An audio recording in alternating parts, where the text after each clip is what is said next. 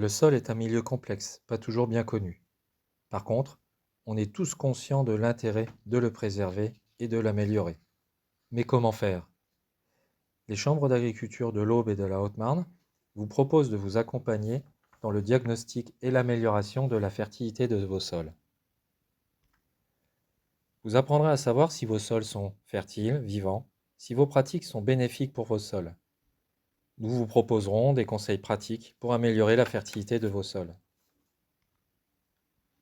Évidemment, un sol fertile, c'est un sol riche en éléments fertilisants.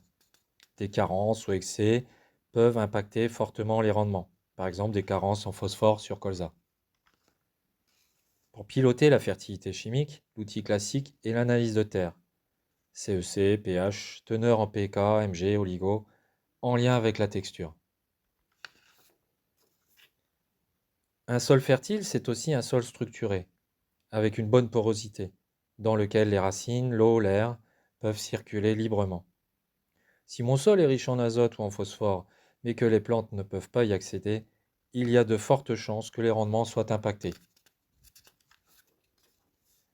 Vous apprendrez à observer vos sols avec un télescopique, une bêche, un pénétromètre ou en examinant les racines. L'activité biologique du sol, c'est un paramètre plus complexe à mesurer.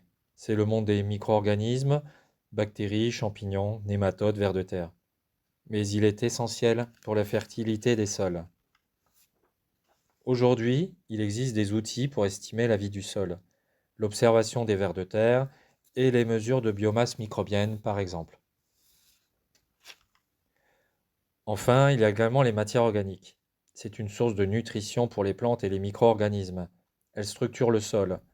Elles interviennent durablement sur la fertilité des sols. Elles sont essentielles.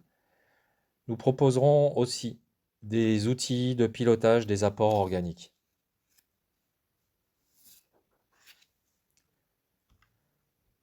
Enfin, valoriser pleinement le potentiel agronomique d'une parcelle, c'est avoir un sol favorable à l'implantation et au développement des cultures, un sol riche, équilibré en éléments fertilisants, avoir des plantes capables d'accéder à ces éléments fertilisants, avoir un sol favorable à l'assimilation de ces éléments fertilisants, avoir un sol biologiquement actif et finalement avoir un sol fertile durablement.